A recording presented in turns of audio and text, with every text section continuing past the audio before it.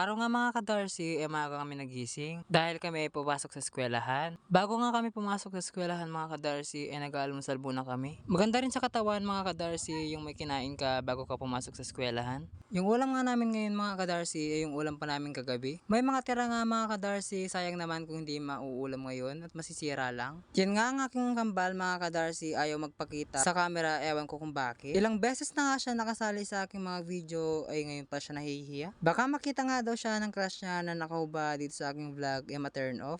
Hoy! Hindi ganon, OA, go. May nakasalubong nga ako na hindi ko kilala pero kilala ako. Ang tawag niya nga sa akin mga ka-Darcy hello, go!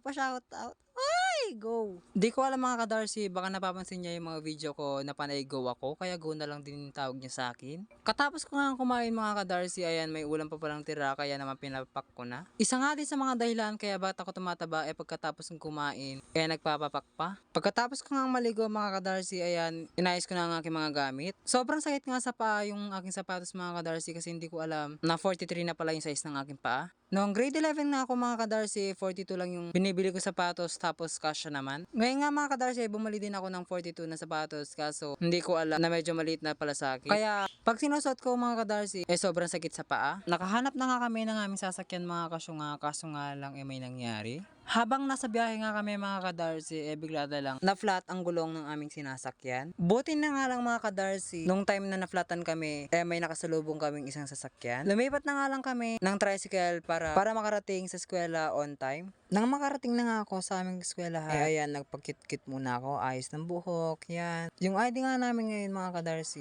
last year pa. Kumbaga wala pa kaming ID ngayong school year. And tapos na yung namin, morning class. Hindi nga ako nakakapag-video during class mga ka-Darcy kasi nga ay kinukulek ang mga cellphone. Nakakagamit nga lang kami ng cellphone mga ka-Darcy kapag uwian na o kaya pag lunch time. Gaya nga ng sinabi ko sa aking mga nakaraang vlog, sa school na ako kumakain para makatipid sa pamasahe.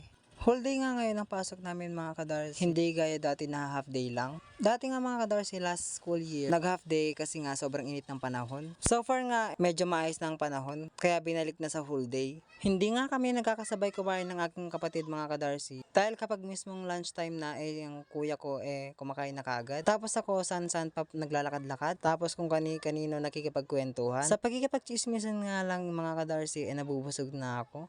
Hoy! Sobrang salamat ko nga sa aking mga kabarangay mga ka-Darcy dahil todo sa support sila sa aking pagbablog. Nagpapasalamat nga ako din mga ka-Darcy kahit mga hindi ko mga kamag-anak sinusuportahan ako. Dahil kung wala kayong lahat mga ka-Darcy hindi ko na pinagpatuloy itong aking pagbablog. Dahil nga sa walang sawang suporta nyo mga ka-Darcy pinagpapatuloy ko ang aking pagbablog. Sana hindi kayo magsabang sumuporta.